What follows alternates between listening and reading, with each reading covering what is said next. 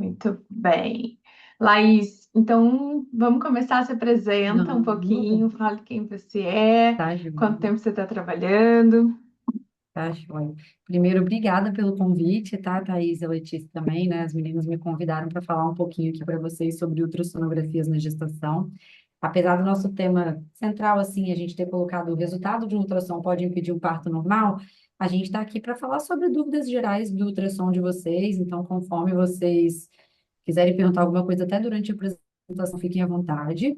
Então, meu nome é Laís, eu sou médica radiologista, então eu não sou obstetra, então eu cuido da parte exclusivamente de ultrassonografia da gestante.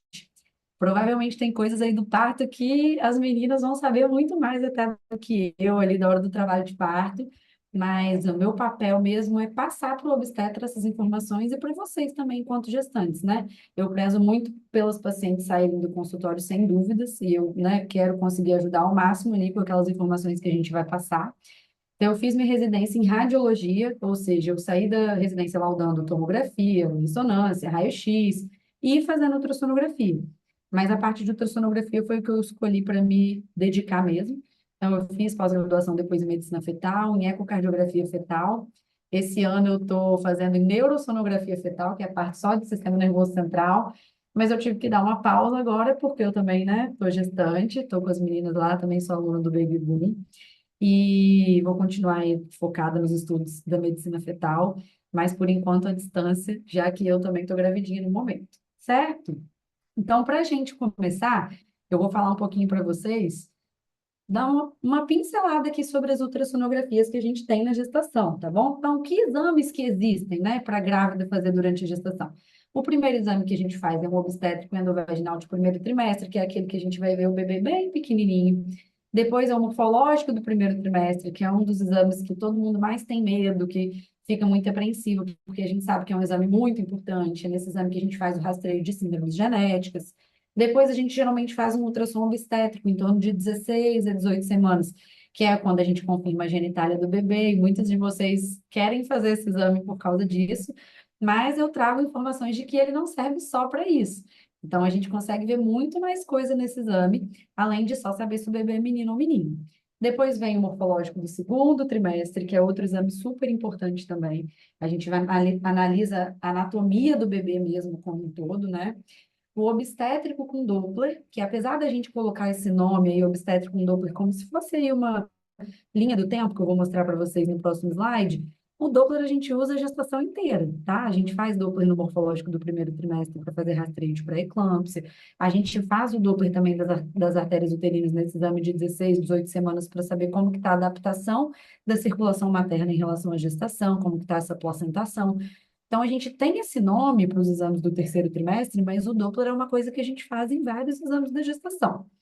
Perfil biofísico fetal é um outro exame que não são todas as grávidas que têm que fazer, porque até agora, todos os que eu pontuei, todo mundo faz, tá? Perfil biofísico fetal, tem obstetra que pede, tem obstetra que não pede, e aí, na sequência, eu vou falar um pouquinho mais especificamente para que ele serve. O ecocardiograma fetal é um exame específico do coração, que até pouco tempo atrás não era toda gestante que fazia, mas hoje a gente sabe que a recomendação é para toda grávida fazer. Às vezes eu falo assim, é obrigatório para toda gestante, mas o meu marido fala que eu não posso falar isso para ninguém, que ninguém é obrigado a nada, que ninguém vai ser preso se não fizer. A função da grávida diz ele que é só parir, ela só é obrigada a parir porque não tem como o bebê ficar ali. Mas eu brinco assim, falo, né, que é obrigatório, mas de fato é um exame muito importante, porque a gente vê realmente alterações cardíacas passarem no morfológico do segundo trimestre, então recomendo que todas façam também. Eu não vou entrar no mérito específico do eco hoje, mas se vocês tiverem alguma dúvida depois, claro que pode me perguntar, porque o nosso foco aqui é mais do peso, do tamanho do bebê, do líquido amniótico, e isso a gente vê nos outros exames, sendo que o eco ele é específico só do coração.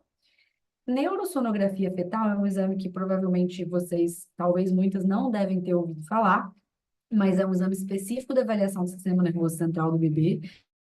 A gente não faz de rotina para todo mundo, a gente só indica se houver alguma alteração nos morfológicos, e aí recomenda para um profissional específico que faça.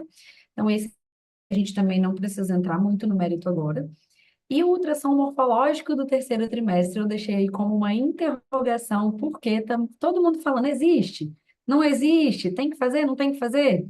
Então, é um exame que não existe um protocolo específico ainda para ele, mas a gente sabe que já tem uma certa recomendação. Então, ele existe, mas a gente não está colocando ele como obrigatório para todas as pacientes. Porque se você faz um morfológico do primeiro trimestre muito bem feito, um morfológico do segundo trimestre muito bem feito, está fazendo todos os exames com o mesmo profissional, que é uma pessoa que está avaliando já o seu bebezinho como um todo, você tem parâmetro de comparar esse percentil. Então, eu não acho que é um exame assim imprescindível, certo? Quem tiver curiosidade de saber mais sobre ele especificamente depois também pode me perguntar. Então, Laís, Então, para os exames que a gente. Oi, só para pode falar. perguntar. Então, obrigatórios seriam 7, isso? Endovaginal no primeiro trimestre, morfológico. Esse obstétrico de 16 semanas não é obrigatório Aham. também. Então, a gente pula para o morfológico de segundo trimestre. Obstétrico com Doppler, sim.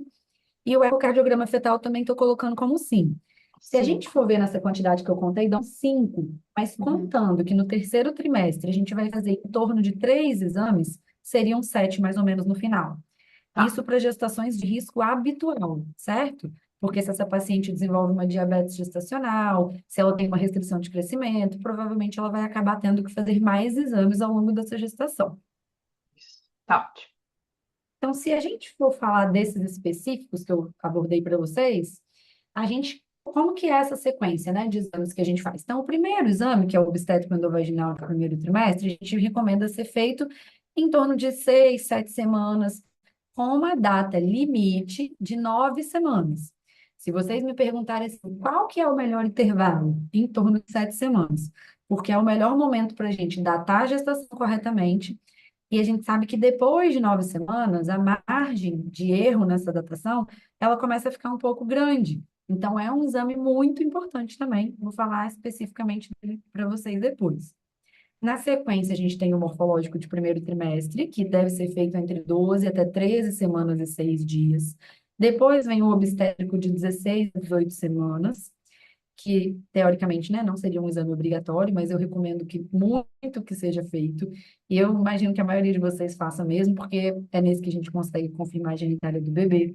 Depois vem o morfológico de segundo trimestre, que é entre 20 e 24 semanas. E depois de 28 semanas, então a partir de 28 semanas, a gente geralmente começa a fazer o obstétrico com duplo. E aqui a recomendação é que seja feito mais ou menos um exame a cada mês. Então, geralmente, a gente recomenda fazer com 28, 32 e 36. E aí, se a gente perguntar de novo, é obrigatório? Não é obrigatório.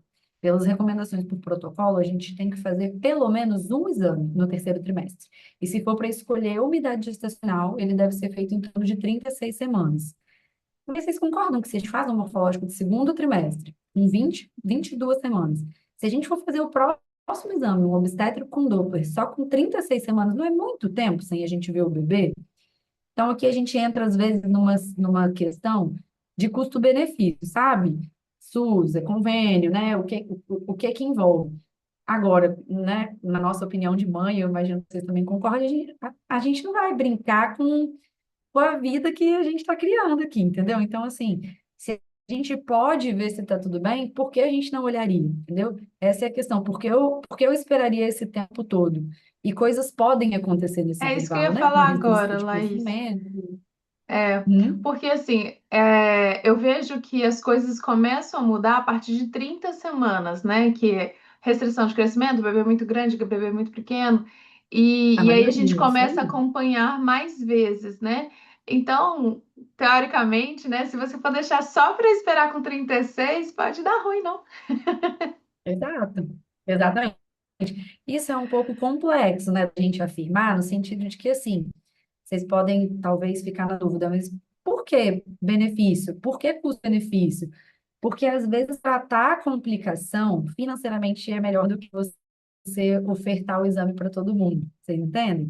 Então, assim, mas isso não acontece na prática, com a maioria dos convênios, quem faz exame particular, entendeu? Agora, no SUS, infelizmente, as pacientes sofrem mais com isso, assim, entendeu? Então, elas têm menos oportunidades de fazer o exame. Aqui, o que eu recomendaria para todo mundo seria fazer pelo menos 3 no terceiro trimestre, e um mês é um intervalo bom para a gente acompanhar o crescimento do bebê, mas é exatamente isso que a Thaís falou. É nesse momento que a gente começa a pegar as alterações. E se eu pego a alteração olhando isso, eu tenho tempo de tratar.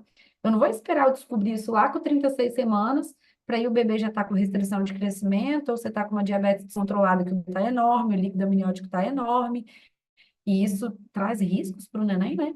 Então a gente não quer chegar nesse momento, a gente quer identificar tudo isso antes. Então, no Isso, primeiro exame que a gente faz, que é o obstétrico endovaginal do primeiro trimestre, tem quatro coisas que a gente precisa responder, né? Você tem que sair desse exame sabendo. A gestação está no lugar certo, que é dentro da cavidade uterina? Tem só um bebezinho ou será que tem gêmeos aí? É nesse momento que a gente tem que descobrir. A idade gestacional bate com a data da última menstruação? E se a frequência cardíaca desse bebê está normal?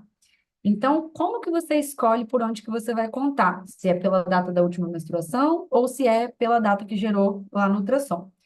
Se a idade gestacional que deu no ultrassom, ela tiver uma diferença para a data da última menstruação menor do que 5 dias, você pode contar pela data da última menstruação que vai estar correto, ok? Se der mais do que 5 dias, aí você vai contar pelo ultrassom. Fiquei na dúvida, não sei a data da última menstruação, é só contar pelo ultrassom, que tá tudo certo. Então, essas quatro coisas a gente tem que ver nesse primeiro exame. O próximo exame, que é o morfológico do primeiro trimestre, que é um que às vezes vocês ficam com muita dúvida também, é um exame muito importante.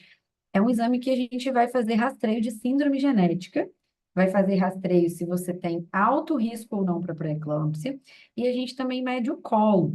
Então, a gente vai avaliar toda a anatomia do bebê. E aqui eu deixei essa foto até porque é a mais emblemática, assim, né? Geralmente todo mundo fala sobre medir a translucência nucal. E eu bato na tecla com vocês nas minhas redes sociais, né? Falando que translucência nucal não é a mesma coisa que morfológico do primeiro trimestre, tá? Então, a gente tem vários outros marcadores que a gente tem que avaliar, que são o ossinho do nariz, deixa eu botar um pointerzinho aqui. O ossinho do nariz, aqui a gente está vendo a translucência nucal, tem outras coisas, um vasinho que fica aqui na barriguinha do bebê que a gente precisa avaliar, e uma válvula no coraçãozinho do neném. Fora isso, a gente vai ver estruturas de dentro da cabeça, a gente vai ver o diafragma, porque existem malformações que a gente já pode identificar desde cedo, a gente vai ver a coluna do neném, a gente tem que ver o estômago, tem que ver a bexiga, tem que ver as artérias umbilicais, eu preciso avaliar se tem as duas mãozinhas e os dois pezinhos, tudo isso a gente já consegue fazer nesse primeiro exame mesmo com um bebê bem pequenininho. E todas essas informações que a gente colhe nesse exame, a gente coloca num software, né, que é lá da Fetal Medicine Foundation, que é o colégio de medicina fetal que a gente tem como referência mundial, para a gente poder utilizar essa calculadora, nós, médicos que trabalhamos com essa parte, a gente precisa passar por uma auditoria. Então, todo ano eu preciso mandar as minhas fotos para ver se elas estão dentro do padrão, para você poder ser um dos médicos que utiliza aquilo. Isso, se vocês quiserem olhar, tem como saber, inclusive, no site deles. Você consegue ver se o médico que está fazendo o seu exame tem essa certificação para poder utilizar esse software, entendeu? Então, é através dele que a gente faz o cálculo de risco de síndromes genéticas e a avaliação do risco de pré-eclâmpsia. Quando tem um resultado, então vamos supor que síndrome de Down, que é o que todo mundo mais conhece, né? Ele aparece um resultado para a gente lá no cálculo em números. Então, ele aparece assim: para esse bebê aqui, o risco dele ter uma síndrome genética é 1 em, e aparece um número. Então, se o risco ele for 1 para 1.000, isso significa um baixo risco. Se ele for 1 para 2.000, 1 para 3.000, 1 para 3.500, 1 para 7.000, isso é baixo risco, tá? Quando esse risco ele aparece entre 1 para 100 e 1 para 1.000, a gente considera esse risco intermediário. E quando esse risco ele é maior do que 1 para 100, a gente considera alto. Então, se o resultado der 1 para 10, 1 para 50, 1 para 75, 1 para 100, significa que o resultado que é alto risco. E isso é diagnóstico? Que pergunto para vocês, não é diagnóstico, né? Isso é um rastreio, tá? Então, a partir desse resultado, a gente recomenda algumas coisas. Se o resultado deu alto risco, a gente pode fazer uma investigação genética, é a recomendação, mas ninguém é obrigado a fazer. Até porque isso é um teste invasivo, né? Tem que fazer um furinho na barriga na barriga da mãe, tirar um pouco de líquido amniótico, mandar para o laboratório. É custoso, demora às vezes a sair o resultado, mas é desse jeito que a gente consegue dar o diagnóstico. E aí, se o risco da intermediário pode optar por fazer outro tipo de investigação, como, por exemplo, o NIPT, que é um teste pré-natal não invasivo. E aí, se não der nada, né, se o risco der baixo, geralmente a gente não faz nenhuma outra investigação. A parte da pré-eclâmpsia, todo mundo tem que investigar também, isso aí é para toda grávida. Se vocês não sabem, às vezes, ó, paciente pode ser magrinha, pode nunca ter dado aumento da pressão em época nenhuma da vida, mas pode ter pré-eclâmpsia do mesmo jeito. Inclusive, Brenda, essa Brenda que tá aí é a nossa Brenda?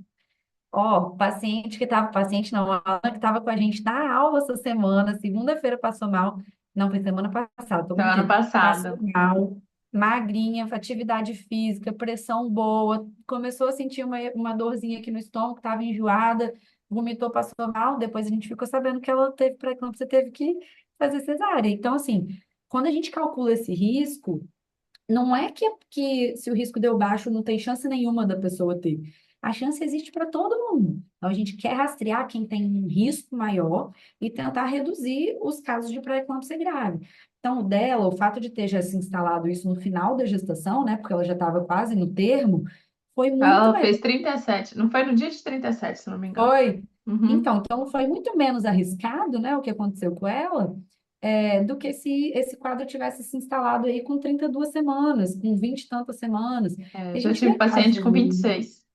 Pois é, assim, e fica gravíssimo, né? Porque às vezes o jeito de resolver é é fazendo o parto, né? E aí para o bebê, né, é muito ruim, porque ele é muito prematuro, né? Foi o que aconteceu com o caso daquela cantora, Leste, não sei se vocês lembram, né, também que aconteceu com ela. Foi um caso de pré-eclâmpsia grave, foi ano passado, se não me engano.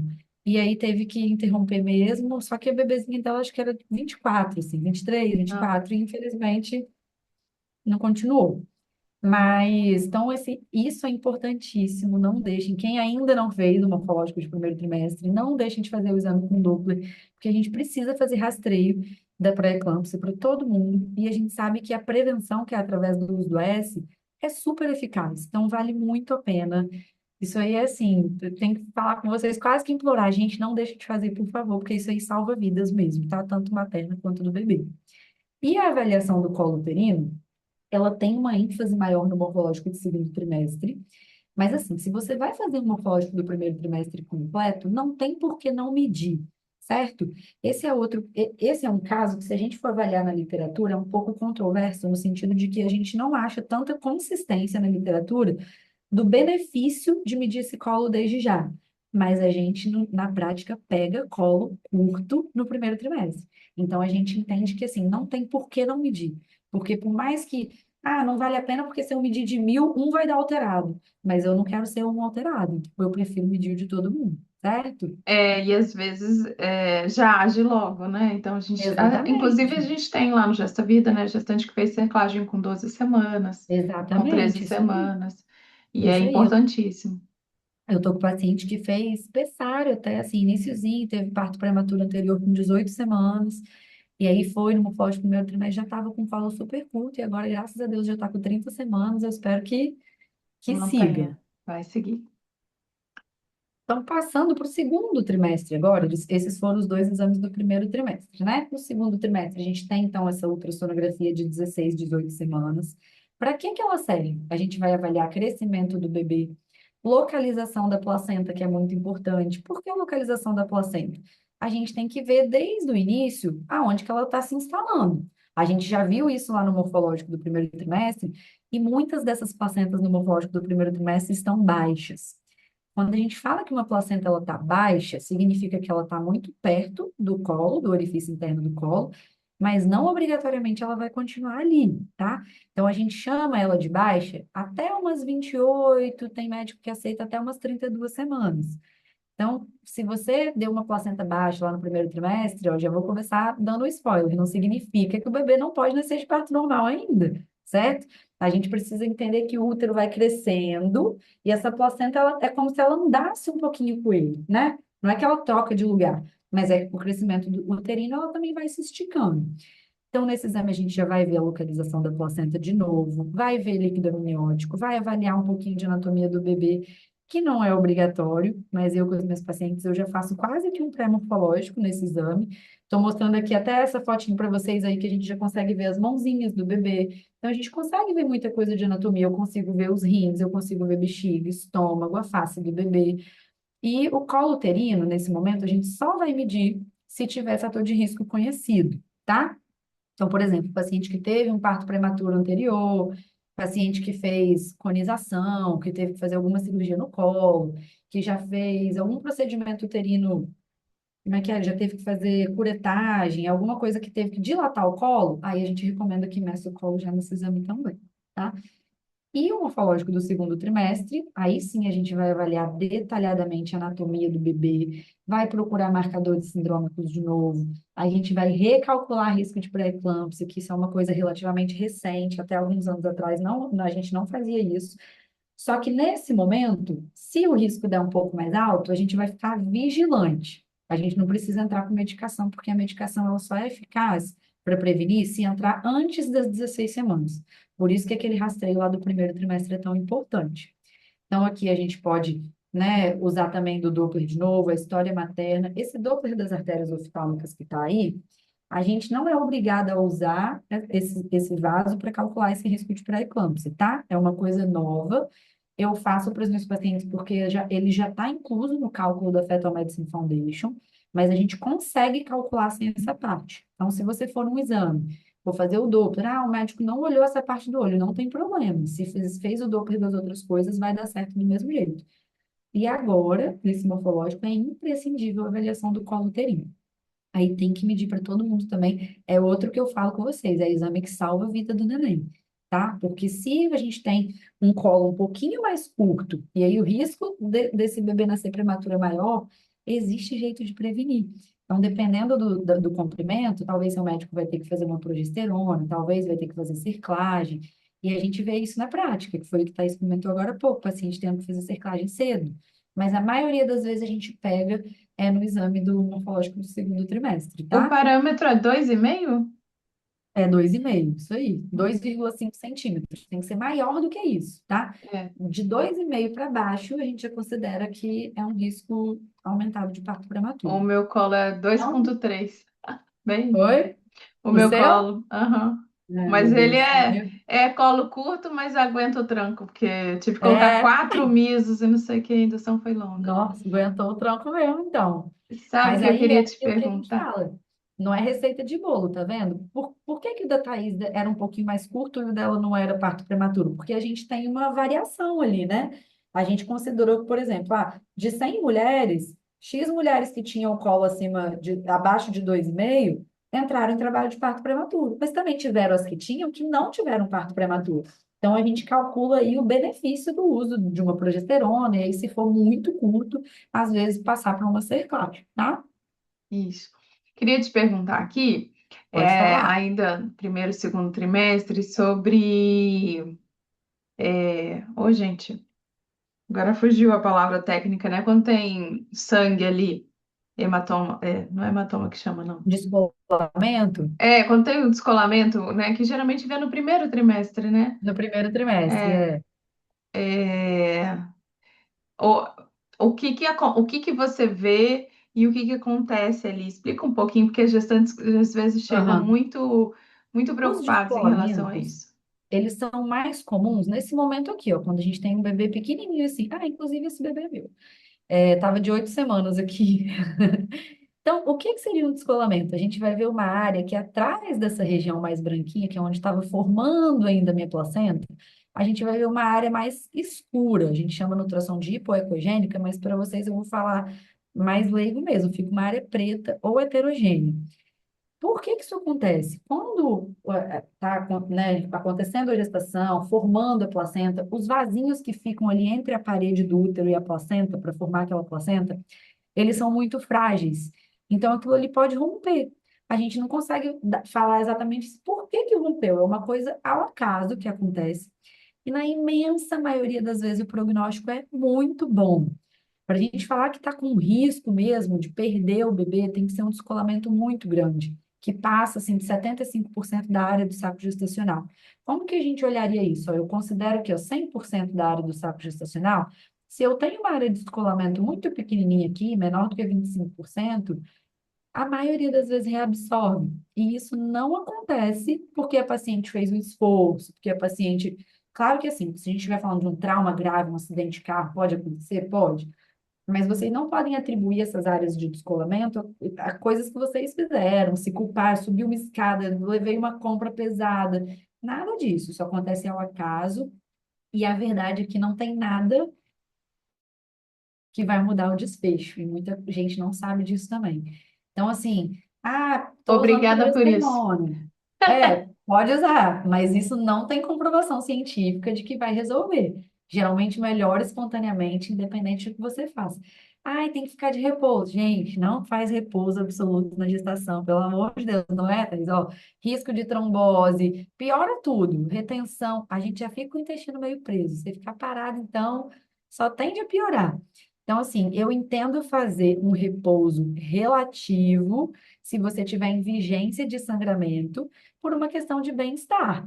Poxa, eu tô sangrando, aí você vai lá, vou fazer aula do Baby Boom justo no dia que eu tô sangrando? Talvez não precise, é uma questão sua, assim, psicológica, né? Mas não é a aula de qualquer coisa que você for fazer que vai fazer continuar ou não esse sangramento, entende? Então, assim, tem que esperar, manter a calma, saber que na imensa maioria das vezes vai resolver espontaneamente, a gestação vai seguir normalmente, tá? São porque Isso, só os vasinhos são muito frágeis mesmo. isso. Já que a gente falou um pouquinho de sangramento, o que pode acontecer também é o sangramento ali do colo do útero, né? Que aí pode Isso, acontecer em qualquer momento da gestação e assusta muito, porque às vezes é uma grande exatamente, quantidade. Então, fala um pouquinho. Eu não sei se exatamente. tinha isso no seu slide mais para frente, mas fala um pouquinho Não, não sobre tem não, isso. mas pode perguntar. Então, esse é o tipo de sangramento que a gente faz ultrassom e não vê nada. Você não acha uma área de descolamento, você vê que a placenta está intacta, o bebê está bem, não tem sinal nenhum de hemorragia, não tem placenta perto do colo, porque se a placenta estiver passando na frente do colo, aí tem chance de sangramento mesmo. E esse sangramento vira ali daquela área da placenta. Se não tem nada disso, teve um sangramento, e você não achou nada no ultrassom, e acontece, não é raro, isso acontece algumas vezes. Esse sangramento muito provavelmente é do colo. E nem sempre ele está relacionado à relação. Pode ser que sim, né? Tem gente que às vezes tem relação. É a mesma coisa. Quando a gente engravida, o útero, o nosso corpo é perfeito, né? Ele faz de tudo ali para aquele ambiente ser propício para o bebê. Então, ocorre a neoformação de muitos vasos novos. E esses vasinhos do colo também ficam muito suscetíveis a se romper por fragilidade e acaba tendo esse sangramento. Quando acontece isso, a gente só consegue chegar nessa conclusão sabendo que o ultrassom está normal. E aí é ficar vigilante. Tem gente que sangra várias vezes ao longo da gestação. E às vezes a gente não acha nada na ultrassonografia, bebê bem, crescendo bem, líquido normal, placenta em localização boa. E aí a maior probabilidade é que esse sangramento esteja vindo do colo mesmo, por causa desses vasinhos frágeis. Seria isso, Thaís? Essa parte? Acho que é, É né? isso mesmo, porque, nossa, quando sangra, e às vezes sangra uma grande quantidade, a gente já teve, por exemplo, uma aula na praia, que foi fazer um exercício, nossa, mas esguichou sangue. Você não tem Ah, noção da meu Deus, não, quantidade e de sangue. Ela preocupa ficou muito, né? assustada, ela estava com A gente uns fica 32 doido. semanas. E aí eu coloquei ela no Aham. meu carro, a gente levou direto para o ultrassom, fez o ultrassom, tava tudo maravilhoso. Mas E assim, tem que ir mesmo, tá? Assim, tem que assusta ir, e, né? e Porque tem que pode ir, ser o não tem jeito. descolamento, mas Isso aí. foi só um Porque se colinho. vocês perguntarem assim, quer dizer então que sangramento é normal? Não, sangramento na gestação nunca é normal. Todas as vezes que tiver sangramento na gestação, tem que ser avaliado. Para a gente saber se não é nada mais grave. Se for só isso, bom, é o que a gente quer, que não seja nada grave mesmo, mas sempre tem que entrar em contato com o médico de vocês ou ir para o pronto-socorro de alguma maternidade, alguma coisa assim. Então, beleza. No segundo trimestre, a gente falou então desses dois exames. Depois do morfológico do segundo trimestre, a gente tem o ecocardiograma fetal, que aqui eu não entrei no mérito dele especificamente, porque é o que eu expliquei para vocês, assim, é um exame específico do coração. Então, quando vocês forem fazer o ecocardiograma fetal, não obrigatoriamente o médico vai avaliar o peso do bebê, por exemplo. Eu tenho o hábito de avaliar, mas por quê? Porque eu sou radiologista. Então, tem médico que é cardiopediatra, que faz o exame de ecocardiograma fetal. Tem médico que é só ultrassonografista, que se especializou nisso, que também faz esse exame. No meu caso, eu sou radiologista. Então, acaba que as minhas pacientes vão lá para o eco, eu acabo medindo o bebê também. Mas só para vocês saberem que isso não é uma obrigatoriedade do exame, tá? Então, aqui a gente não está entrando nesse mérito especificamente. Então, chegamos no terceiro trimestre, que é o momento aí que a gente mais acompanha o peso do bebê, o líquido do bebê, quero ficar sabendo sobre essa história de percentil, para entender, né, o que que é, o que que significa. E o que que a gente vê agora no terceiro trimestre, que é no obstétrico com duplo? A posição do bebê, então eu quero saber se esse bebê já está cefálico, que é de cabeça para baixo, ou se ele está pélvico, que é de bumbum para baixo, ou se ele está cônico, que é se ele está transverso, né? Que é quando o bebezinho está de lado, a cabeça está para um lado, o bumbum está para o outro. Isso, gente, ó, eu só sei ver no ultrassom, tá? As meninas lá do Gesta Vida que sabem identificar essas coisas na barriga. Eu só sei ver se eu botar o aparelhinho aqui. O que mais que a gente vai ver, além da posição? O peso e o percentil, e eu vou explicar para vocês sobre isso já já. Líquido amniótico, que aí a gente tem alguns parâmetros para falar que está normal ou não, vou explicar para vocês como que a gente vê. Posição da placenta agora começou a ser mais importante ainda, porque se por acaso você estava na dúvida se essa placenta estava baixa, eu preciso agora de fato saber se ela continuou lá embaixo ou se ela já subiu junto com o crescimento uterino. E o Doppler vai falar para mim como está a oxigenação fetal e a função placentária. Lembrando que grau de placenta não serve para a gente avaliar a função da placenta, tá? Eu, particularmente, nem escrevo mais essa informação no laudo, que grau que tá, porque não é isso que define. Isso não define parto. Antigamente tinha uma história de que falava assim: essa placenta está calcificada demais, tem que fazer o parto, vai fazer uma cesárea. Não existe isso, já caiu por terra. A gente sabe que não é assim que avalia a função placentária, tá? E o perfil biofísico fetal, aí eu vou falar sobre essas coisinhas específicas já já, tá bom? E o perfil biofísico fetal, só para pincelar para vocês, é um exame que avalia a vitalidade do bebê. Eu vejo mais pacientes que estão com uma diabetes descontrolada, sendo solicitado. Então, é um exame que a gente dá pontos para o bebê sobre essa vitalidade. O exame completo, ele envolve 5 parâmetros. Aí na tela vocês estão vendo que tem 4, porque esses 4 são parâmetros ultrassonográficos e o quinto parâmetro é a cardiotocografia. E isso a gente não faz numa consulta eletiva de ultrassonografia, isso aí só vai fazer lá dentro do hospital. Então, cada é, item desse aí, movimentos respiratórios, movimentos fetais, tônus muscular e volume de líquido amniótico, que estão normais, cada parâmetro normal do bebê ganha 2 pontos. Então, no resultado final dos parâmetros de perfil biofísico fetal do ultrassom, se todos eles estiverem presentes, o bebê ganhou 8 de 8, certo? 2 para cada um. Movimentos respiratórios, não sei se vai passar o videozinho para vocês, será que passa? É o vídeo que eu postei ontem no meu Instagram, inclusive. Eu não sei da playlist. Ai, consegui. Vê se está passando. Isso aqui, ó, esse fluxozinho aqui entrando e saindo no narizinho do bebê, que é o meu, inclusive, que eu filmei ontem, isso é o movimento respiratório do bebê, tá? O bebê está inspirando o líquido amniótico, que vai entrar pelo narizinho do neném, vai chegar lá no pulmão, e isso é extremamente importante para amadurecer o pulmão do neném. A gente pode ver movimento respiratório desse jeito, que é super legal, porque não é que tem sangue aqui dentro do nariz do bebê, tá? Esse fluxo aí do Doppler não é sangue. Tudo que passa assim num fluxo, o Doppler corre. Então, quando o bebê inspira e expira esse líquido, a gente vai ver esse fluxo também. A gente consegue ver movimento respiratório desse jeito aí e consegue ver também movimento do diafragma. Se a gente bota o aparelho de ultrassom lá na barriguinha do neném, a gente vê um movimentozinho do diafragma deslizando ali com o abdômen, que também é movimento respiratório. Movimentos fetais aí é o que vocês imaginam mesmo, é ver o bebê mexendo. Tônus muscular é, se eu vejo o bebê fletindo as costinhas, abre e fecha o braço, abre e fecha a perna, positivo, tem tônus muscular preservado, e volume de líquido amniótico de medir. Isso tudo, apesar da gente estar falando, isso é perfil biofísico fetal, tá? Mas todos esses parâmetros a gente já está vendo no obstétrico com Doppler, entende? Então, hoje em dia, assim, poucas vezes eles pedem perfil biofísico fetal. Geralmente, quando pede assim, obstétrico com Doppler com perfil biofísico fetal, e acaba fazendo tudo junto para ter essas informações no laudo. Para a gente ver se tudo isso aí está presente, precisa esperar pelo menos meia hora. Precisa É, esperar só se o bebê não fizer, eu, né? Se você eu começou a fiz, fazer né? e já você O meu, fez? o meu ficava mais de uma hora, porque o menino não mexia nem a pau. É Ele era mesmo. muito Você, paradão. você teve tudo que tinha direito, você teve, né? Tudo! Tudo. Você vê, tá vendo? Aí, se a gente começa a fazer o exame e já mostrou tudo isso, tudo bem. Se demorou para mostrar, a gente precisa esperar pelo menos 30 minutos para ver, né? O bebê fazendo essas coisas, tá? Aqui a gente começa a entrar em informações que a gente pode desmistificar essa história de e aí, tem que ser cesárea, tem que ser, pode ser parto normal, certo? Vamos ver um pouquinho sobre isso.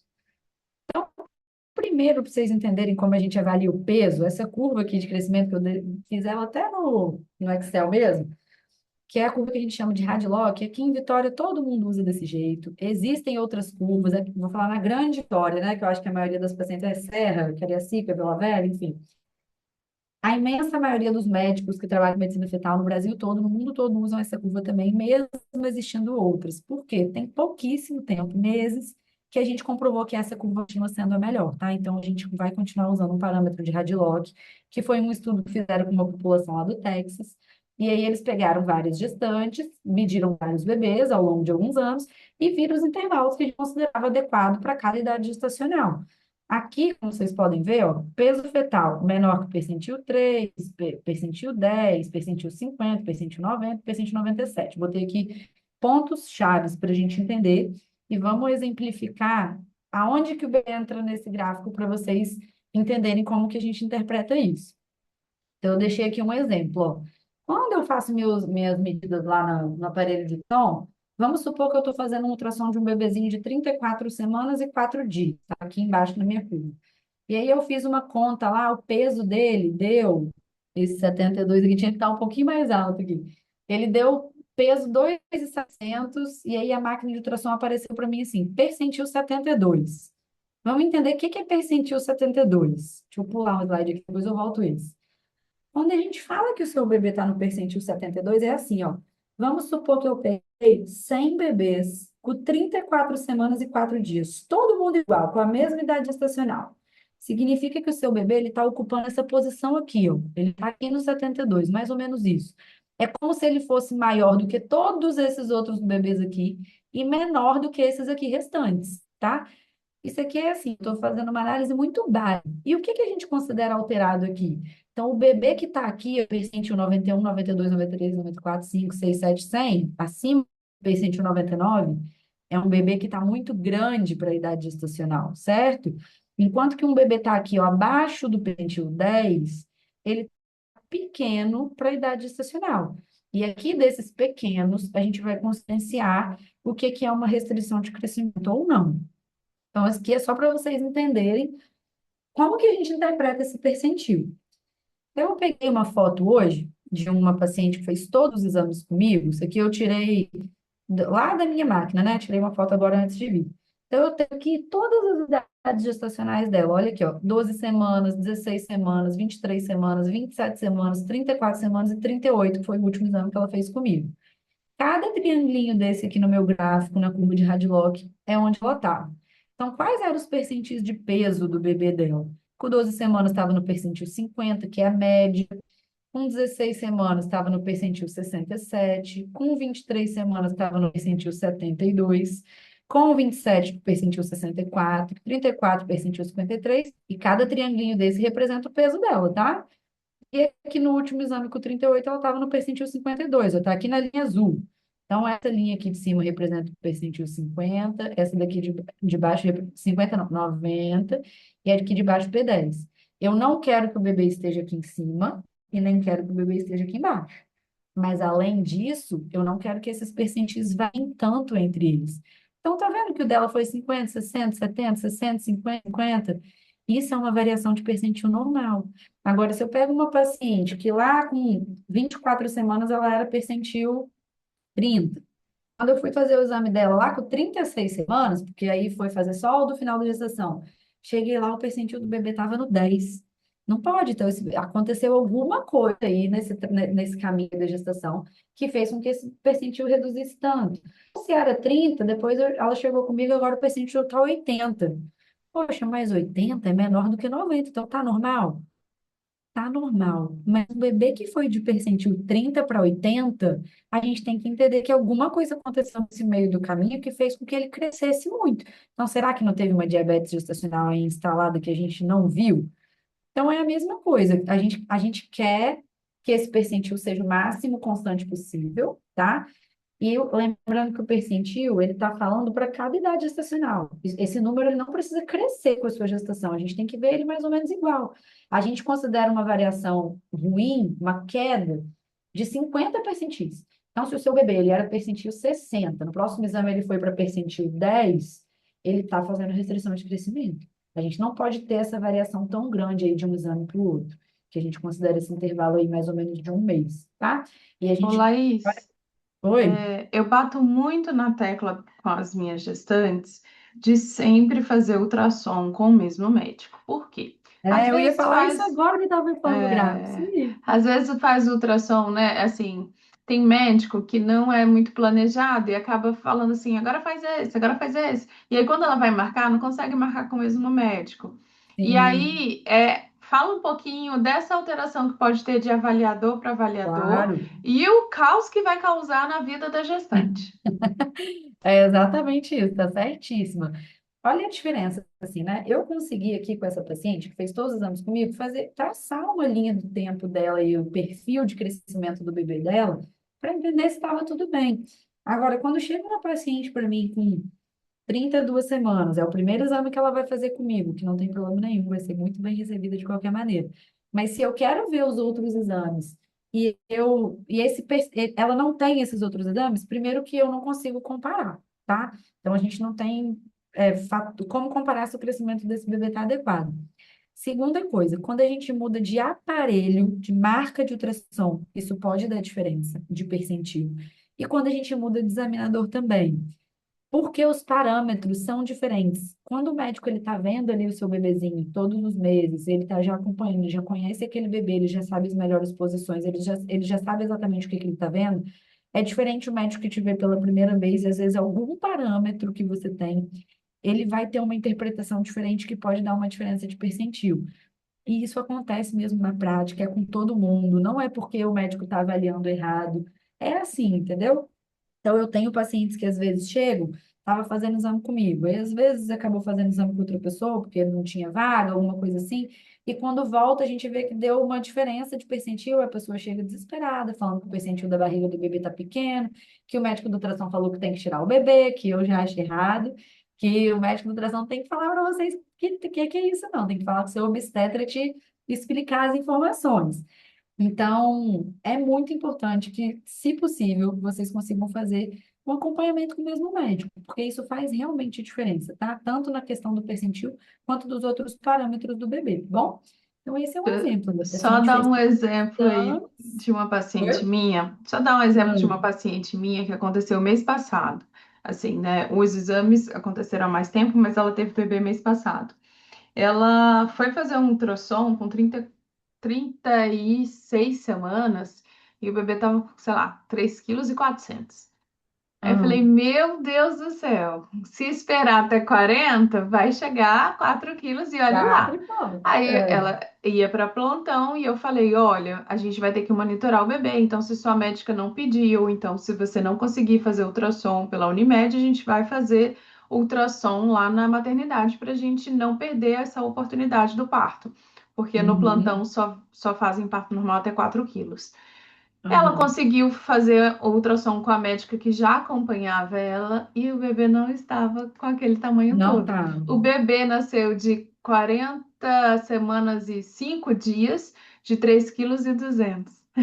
Olha aí, pensa, se com 36 estava com Pensa! 3.400, dá muita diferença, E realmente, aí, assim. às vezes, tem médico que assusta muito, coloca muito medo. Ah, mas você vai tentar parto normal com um bebê muito grande, tem certeza que você vai querer isso, e não sei o quê, e não analisa o todo, né? Então, isso gera muito medo. É. Quando eu falo que uma palestra sobre ultrassom é importante, porque esses medos podem frustrar e minar o trabalho de parto, né? E você sabe que até comigo já aconteceu, tá? Essa semana eu falei com um amigo meu, falei assim, Thiago, tô preocupado, meu bebê, gente, é percentil 90 a cabeça, tá? Aí eu já falei com ele, percentil 90, meu Deus, pensando, sabe o que que ele falou comigo? Ele falou, seu bebê então já escolheu sua via de parto. Ele falou o quê? Não, então vai fazer cesárea, minha filha, vai ficar sofrendo, não.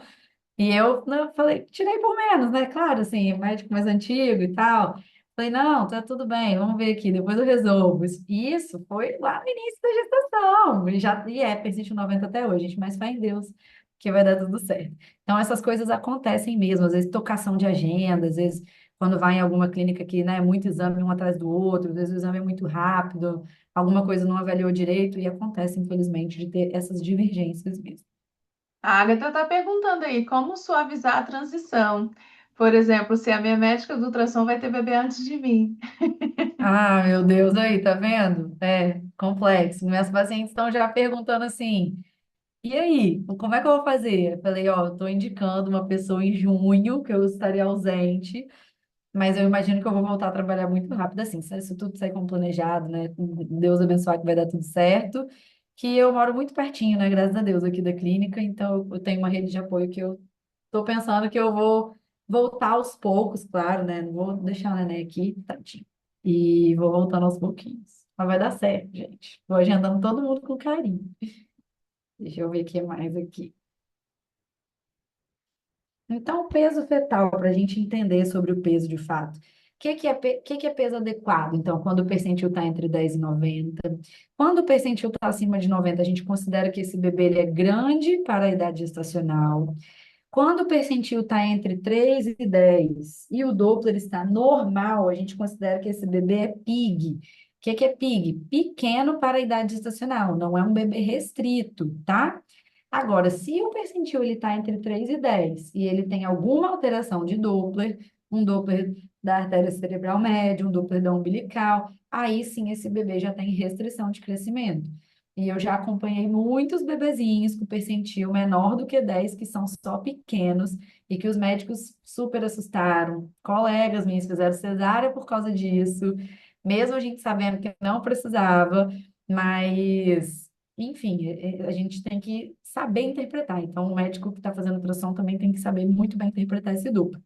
Percentil menor que 3 aí é definitivo, o bebê tem restrição de crescimento. Menor do que um nem se fala, é uma restrição muito grave, tá? E quando o percentil é maior do que 90, esse bebê tá grande para a idade gestacional. Aí eu coloquei duas vezes isso, né? O bebê grande para a idade gestacional não significa também que tem que nascer de cesárea, tá? Então, tem que entender que, assim, isso daí não é mandatório, viu? Tem bebê que ele é percentil 90 porque é genética, porque ele é grande mesmo. Às vezes ele foi a gestação inteira grande, os pais são muito altos, nem por isso o bebê não pode nascer de parto vaginal. Agora, se o bebê ele está no percentil 90, a barriguinha do bebê está no percentil 99, essa mãe está com uma diabetes descontrolada, ela está com o líquido amniótico muito aumentado. Isso tudo em conjunto vai ser avaliado pelo obstetra. E se por alguma descompensação da mãe, que não é pelo achado ultrassonográfico, esse médico achar que está arriscado essa paciente esperar ter um parto normal, aí isso pode acontecer. Então, o que eu quero fechar aqui com vocês sobre o peso é que nesse caso do bebê grande, só falar que o bebê no ultrassom está grande não define via de parto, tá? Eu vejo mais comumente, às vezes, um bebê que está com a barriguinha muito grande, lá com em torno de 38 semanas, 30 e poucas, 38 e alguns dias, que às vezes o obstetra prefere induzir para não deixar crescer demais. E isso, não que isso impediria o parto vaginal, mas que tornaria talvez mais difícil. Então, isso não vai definir via de parto, tá bom? Sobre a restrição de crescimento, a gente tem, vou falar rapidinho só sobre os parâmetros que a gente tem. O que que é uma restrição precoce e uma restrição tardia? Então, uma restrição de crescimento precoce, o que que é? Antes de 32 semanas, a gente dá o diagnóstico dela quando ou a barriguinha do bebê está no percentil menor que 3, porque a gente tem percentil para tudo, né? A gente está falando de percentil de peso, mas a gente tem percentil do tamanho da cabeça, do tamanho da barriga, do tamanho dos membros. Então, nesse caso, se tiver percentil menor que 3 da barriguinha, ou do peso, ou uma alteração do Doppler lá da artéria umbilical, a gente já dá o diagnóstico de restrição. E se não for essas alterações aqui, aí é aquele que eu falei, quando o percentil do peso está entre 3 e 10, mais alguma alteração do Doppler. Quando é uma restrição tardia, ou seja, acima de 32 semanas, se a gente tiver um abdômen menor que 3, menor que percentil 3, ou peso menor que 3, já dá o diagnóstico de restrição também. E se não for nenhuma dessas duas coisas, mesma coisa, percentil entre 3 e 10 com alguma alteração do Doppler, ou se tiver queda de mais de 2 quartis é quando caem dois de 25, né? Então, são 50 percentis para baixo. É muito difícil a gente dar esse diagnóstico, porque aqui no Brasil é muito difícil a gente ter bebês assim, estava no percentil 80, foi para 30. Isso geralmente não, geralmente já é um bebê pequeno que começa a fazer restrição. É uma pincelada, vocês não são obrigadas a saber disso, quem tem que saber interpretar isso é o médico do ultrassom mesmo, tá? Então, mas por que que eu quis passar essa parte da restrição de crescimento? Porque um bebê que está restrito, a gente precisa de saber do Doppler o que é que vai fazer. E por incrível que pareça, nem os restritos são 100% de que tem que todo mundo fazer cesárea. Então, um bebê, às vezes, que ele é restrito, mas ele está indo bem, a gente vai avaliar o Doppler, vai ficar vigiando. Tem bebê que pode nascer de parto vaginal. Então, isso vai ter que ser avaliado. Ah lá, de novo, direito a tudo, né? Tem direito a tudo. Quando eu estava Ah, grávida, todos os médicos, depois a minha obstetra me contou, mandaram mensagem para minha obstetra por que que ela não fazia cesárea em mim. E ela aguentou o tranco. Mas eu fazia Doppler, um dia sim, um dia não. é isso aí. A partir de 34 semanas e a gente induziu com 36.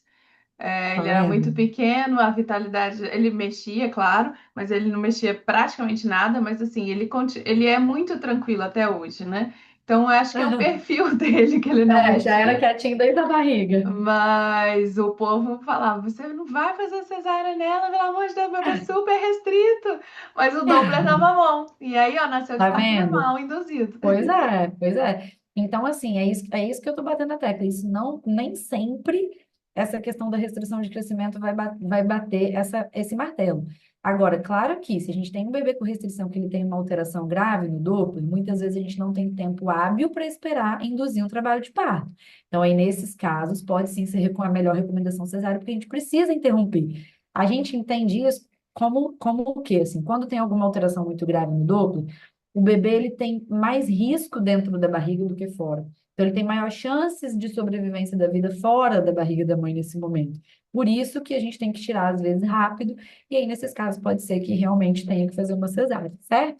A gente fala que não tem reserva, né? Então, o bebê, às vezes, ele sofre um estresse durante a contração, né? Cada contração diminui um pouco de fluxo sanguíneo, Isso depois aí. recupera.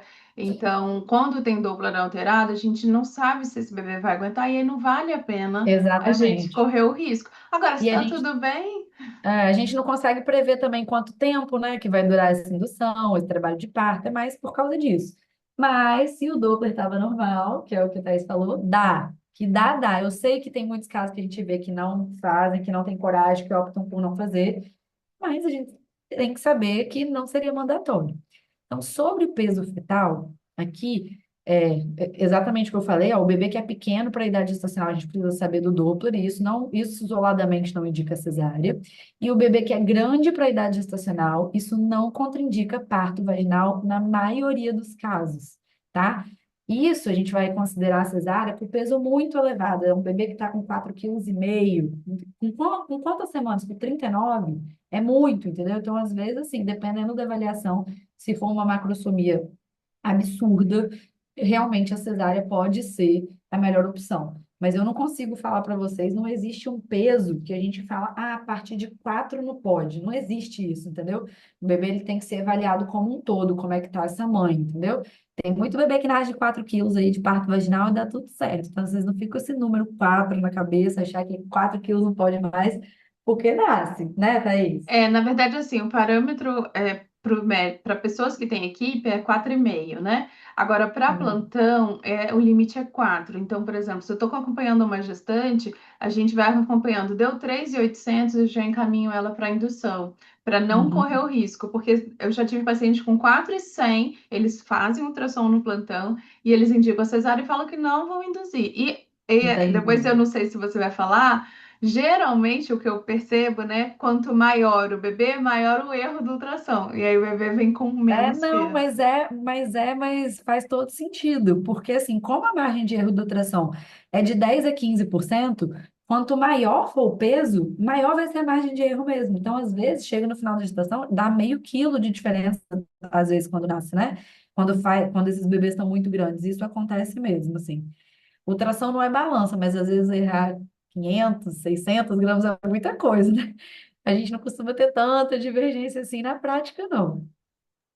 E aí, Podemos? gente, você tem uma Pode boa falar. ultrassonografista que não vai te colocar medo, você tem um bom médico do pré-natal que não vai te colocar medo. Eu falo muito, né? Que assim, eu vou ter no plantão, então eu faço pré-natal com qualquer médico.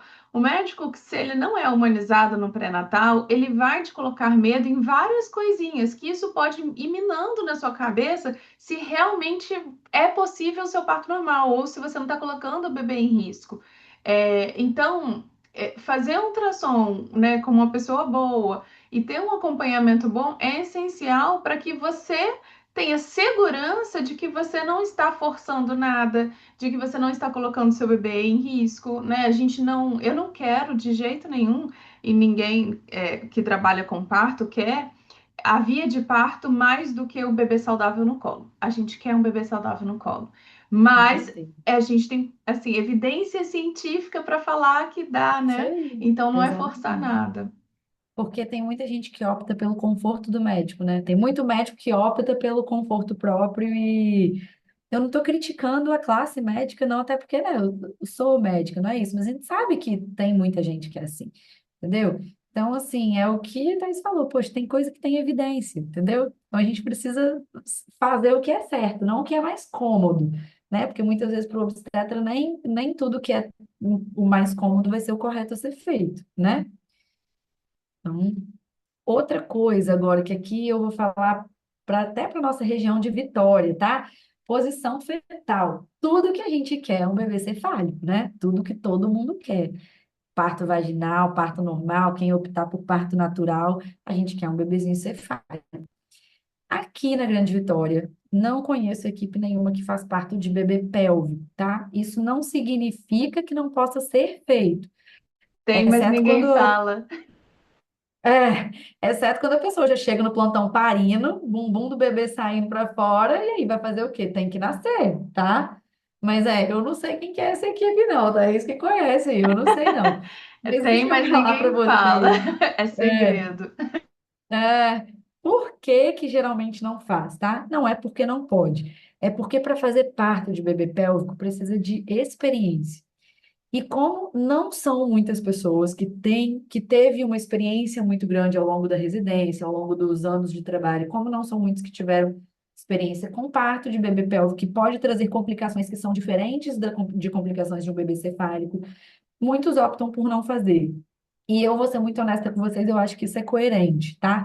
Porque se o médico ele não tem segurança para fazer aquilo ali, ele sabe que podem ter complicações, que ele não tem a melhor experiência para lidar com aquilo, eu entendo optar pela cesárea nesses casos. Eu até alego a dizer que se o meu bebê tivesse pélvico, talvez eu ia escolher fazer a cesárea Eu com o meu também não obstetra, entendeu? recomendo parto normal com um bebê pélvico, tá? Pois é, O risco, não, o risco é maior um pouco, mas é isso que a Laís falou, né? A gente não tem médico aqui que faz parto pélvico o tempo inteiro. E isso aí, não, as formações aqui também não tem. Diferente, por exemplo, de BH, que tem um isso instituto aí, lá que faz parto pélvico diariamente. isso aí. Então, eu não recomendo. Mas a versão É. cefálica eu recomendo. É, isso aí, mas a gente pode tentar a versão cefálica, exatamente. Eu também não faço, é uma coisa com as meninas isso aí, tá? Eu, no máximo, acompanho lá com ultrassom, porque dependendo do jeito que o bebê tá, tem médico que prefere fazer com ultrassom, pra gente vigiar um Doppler, ele fazer um umbilical. Agora, manusear ali, eu só manuseio o transdutor mesmo. E dou umas apertadinhas no neném pra ele fazer um 3D bonito também. Agora, fora do parto pélvico, a gente também tem esse bebê que eu botei meio transverso. O que acontece? O bebê, quando ele está numa posição transversa, como é que a gente fala? Que ele está persistentemente transverso, não tem nada que você faça, muitas vezes também não vai conseguir evoluir para um parto vaginal, né, Thaís? Então, mas também dá para a gente tentar movimentar esse bebê, tá? O bebê que está transverso. Agora, muitas vezes, se ele estiver persistente nessa posição, a gente não vê muita evolução para parto vaginal e aí pode acabar tendo que ser uma cesárea também. Você tem experiência, Thaís, com bebê transverso ou não? Cara, tem tempo que eu não tenho um bebê que fica Eu transverso que a gente tem que ir também. para cesárea. Às vezes a Eu gente também. consegue mexer ele ou para pélvico ou para cefálico, né? Mas Aham. ficar transverso tem tempo que eu não tenho. Eu vejo os bebês transversos mais no segundo trimestre. Geralmente no terceiro é difícil ter É, algum que é, até o final fica. Geralmente eles ficam no sim, longitudinal mesmo. é. Então é isso, de posição do bebê, que a gente tem para nossa realidade aqui no estado, seria mais ou menos isso, tá? E agora a posição da placenta. Se vocês forem ver esse bebezinho meu cefálico, até estava com a placentinha aqui passando na frente do colo também. Mas vamos para essas imagens aqui, ó. A gente tem uma placenta aqui que está numa posição relativamente normal. Isso aqui é a parede anterior do útero, aqui é a parede posterior do útero e aqui é a parede fúndica. Então, se essa placenta ela tiver uma distância que a gente considera mais ou menos, né, mais do que 2 centímetros do orifício interno do colo, a gente já tem uma certa segurança para falar que esse bebê ele não precisa obrigatoriamente nascer de cesárea por causa da localização da placenta, tá? Então, lembrando que até 28 semanas, essa placenta pode sim estar um pouco mais perto do orifício interno do colo e ela pode se distanciar. Então, a gente fica vigiando isso até o final da gestação, nesses casos em que a placenta está mais perto do orifício interno do colo. Agora, quando a placenta está aqui, ó, a gente chama isso daqui de placenta prévia. Geralmente, a gente prefere falar em placenta prévia depois de 28 semanas. Por que esse nome, placenta prévia? Porque a placenta ela está prévia a alguma coisa. Nesse caso, ela está prévia à cabeça do bebê. Então, entre o colo uterino e a cabeça do bebê, tem uma barreira ali. E o bebê não consegue atravessar essa barreira para nascer de parto normal. Então, é aqui, nesse caso, uma placenta prévia, assim, total, que cobre totalmente o orifício interno do colo, é uma indicação formal mesmo de cesárea. Nesse caso, não tem como o bebê nascer de parto normal, tá? Posição de placenta, ó, é isso. Fora isso, tem que ser avaliado com o médico a cada caso. Porque se a gente vê assim, nossa, tá 2 centímetros, vai ter obstetra que talvez vai virar e falar, tá muito perto. Vai ter obstetra que vai te falar, não, tá tranquilo, vamos fazer. Eu tenho experiência com isso, bom. Então, isso eu não vou conseguir falar exatamente para vocês assim. A gente considera um limite adequado acima de 2 centímetros, mas casos próximos a esse, o obstetra precisa avaliar e tomar essa decisão em conjunto com vocês. Sobre líquido amniótico, é outro trem também que às vezes eu e os obstetras a gente diverge um pouco, tá? Líquido amniótico é o seguinte: o que que é oligodramenia? É quando tá pouco, polidramenia é quando tem muito, tá? Então, para a gente classificar hoje como pouco líquido amniótico, se a gente for ver pelo guideline da ISUOG, que é a Instituição Internacional de Ultrassom e Ginecologia e Obstetrícia, que saiu recentemente, é do ano passado, esse guideline. A gente considera o líquido amniótico baixo quando tem maior bolsão vertical menor do que 2 centímetros, tá? Então, a definição é essa. Se a gente for ver pelo índice de líquido amniótico, a gente consideraria que está normal acima de 5, mas os obstetras aqui em geral gostam que seja acima de 8. Eu vejo isso na minha prática, tá? Então, assim, você falar assim, ah, o líquido amniótico, o volume total deu 7, tá pouco, tem que ser cesárea. É, não é bem assim, não. Como é que tá a vitalidade desse bebê? Como é que tá o Doppler desse bebê? Como é que tá o peso desse bebê? O meu líquido nunca tá sobrando, o bebê tá super bem, o meu sempre tá ali normalzinho. Mas tô falando assim, tem gente que sobra mesmo, né? Sobra normal. Então, isso diverge um pouquinho, tá? Eu sigo na literatura de critério ultrassonográfico para falar que está normal ou alterado, e a gente sabe que hoje é melhor a gente seguir pelo maior bolsão vertical para falar se está muito ou pouco, porque saiu um artigo recentemente que veio lá dos Estados Unidos, a gente mostrando o quanto de cesárea estava tendo por falar que o índice de líquido amniótico estava pouco e que era um monte de cesárea desnecessária. E isso é real. Se vocês quiserem, eu posso até mandar um artigo para vocês depois. Então, assim, a gente estava vendo muita complicação por iatrogenia relacionada à cesárea necessária a rodo. E a gente teve um movimento cesarista muito grande há uns anos atrás. Agora que a gente está nessa fase de retomar mesmo essa questão do parto normal, né? De uns anos para cá. A Thais deve ter vivido mais isso, né? Eu vivi um pouco menos, mas pelos anos de experiência, assim, né? Mas agora Nossa. que a gente está tendo esse movimento mais, que a gente teve uma época que era cesárea para todo mundo. Para que que a E é mulher vai assim, ficar ó, sofrendo? combinava com ultrassonografista. Olha, altera o ultrassom para ir para cesárea. Faz Eu uma pegava assim. alteraçãozinha aí. Eu Olha que pegava assim, absurdo, o médico gente. encaminhava, aí a mulher fazia, eu falava, vamos em outro agora. Que Aí fazia com absurdo, pelo amor outro, de e Deus. aí não tinha nada alterado. Falei, tá vendo? Não vai. Sabe? Olha que loucura, tá vendo? Doideira Cara, isso. foram tempos difíceis. Então, assim, eu falo muito isso com as minhas pacientes. Eu falo, ó, o líquido tá assim, eu não posso te falar que tá pouco, porque Por critério científico, não está pouco. Mas vamos escutar a opinião do seu obstetra? Porque eu não posso tomar essa decisão pelo obstetra nem pelo paciente. Então, muitas vezes, às vezes eu mando direto para o obstetra e tem dado super certo. Às vezes elas pedem para o paciente fazer outro exame daqui 2 dias para a gente ver se não diminuiu por algum motivo, essas coisas, tá? Então, mais uma vez, não é obrigatório cesárea. E agora, polidramia. É outro que, assim, existe polidramia idiopática, que a gente não consegue descobrir por que que o líquido está aumentado, mas muitas vezes é por causa de uma diabetes gestacional descompensada. E nem sempre precisa ser cesárea também. Mesmo, assim, às vezes o bebê está grande, resolveu induzir um pouco antes, porque estava grande demais, tudo bem. Mas isso não é a recomendação de cesárea. O bebê pode nascer de parto normal do mesmo jeito. Agora, se tiver malformação, porque existe aumento de líquido relacionado a malformações, aí é outra história. Aí, que malformações são essas? Esse bebê vai precisar de alguma assistência? Ele tem alguma coisa que o parto vaginal vai ser mais difícil? Ele vai precisar operar no nascimento? A gente não quer que tenha o gasto energético ali do parto normal. Aí são outras coisas que a gente tem que avaliar. Agora, se a gente for falar assim, na imensa maioria dos casos em geral, o líquido amniótico, nesse caso, também não vai ser o indicativo da via de parto. Ele pode ser indicativo de outras coisas. Um bebê que está com muito pouco líquido, se for um bebê com muita restrição, ele pode fazer a oligodramia. Mas e aí, como é que está esse Doppler? Aí a gente vai voltar lá na história do Doppler, sabe? Então, assim, o líquido, ele fala para a gente que tem que fazer investigação, mas ele não define a via do parto, tá? Para fechar um pouquinho essa parte aqui nossa da questão do parto em si, né? Quais são as contraindicações de um parto vaginal mesmo, né? Contraindicações verdadeiras. Então, a gente falou da placenta prévia. Vasa prévia é quando tem vasos ali da placenta, fora ali da placenta, passando na frente do colo do útero. Isso é perigoso também. Eu nem entrei no mérito aqui porque é raro, não vejo tanto na prática, mas a gente sabe que existe. Por isso que a gente sempre avalia nos morfológicos a inserção do cordão umbilical, em qual parte da placenta que ele está entrando, e isso seria também uma indicação verdadeira de fazer uma cesárea.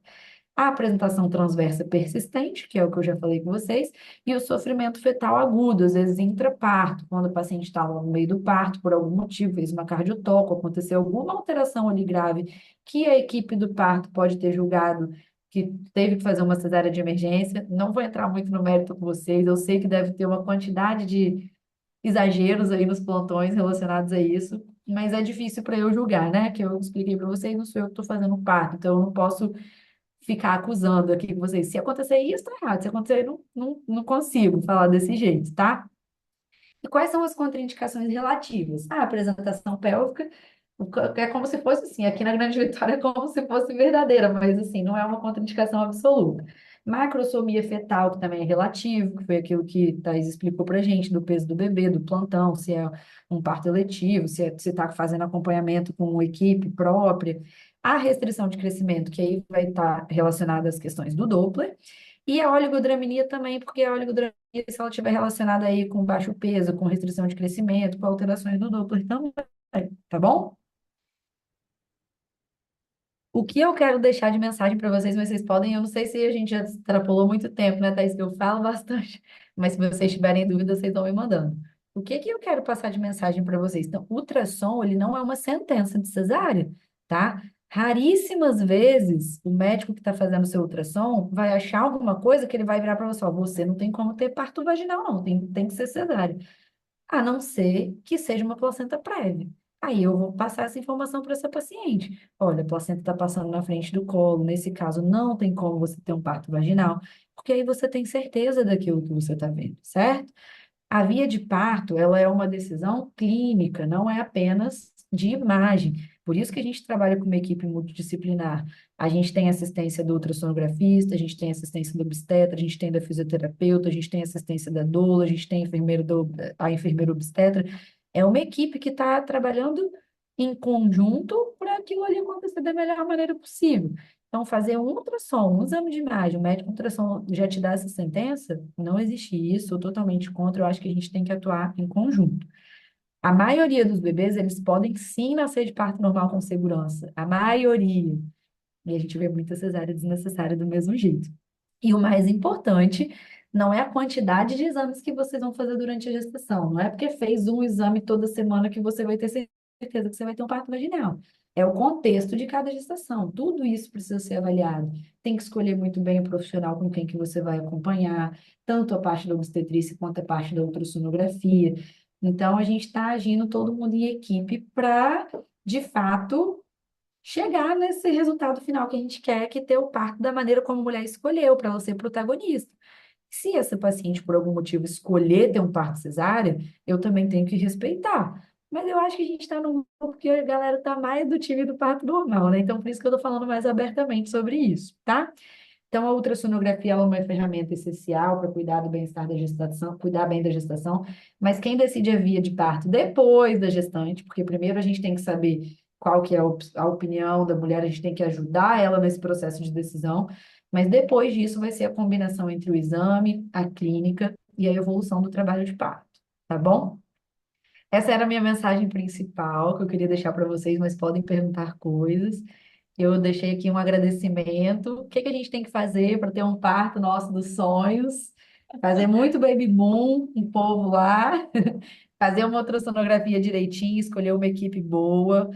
E além das dúvidas que vocês podem ter agora, se alguém quiser perguntar, eu também estou disponível lá no Instagram. Todos os dias eu posto conteúdo sobre as coisas do ultrassom, todos os dias. Estou aproveitando do meu bebê para fazer, né, conteúdos com ele também, mostrar coisas para vocês. E estou super à disposição. Se alguém precisar de qualquer coisa, estou aí. É, vale a pena seguir ela, gente. Várias coisas lá eu encaminho para as pacientes, porque acaba que a gente, dependendo do médico, né, se perde muito. Então, vale a pena a gente ter uma informação real e verdadeira, concisa com a evidência científica, né? Ó, Isso tem aí. perguntas.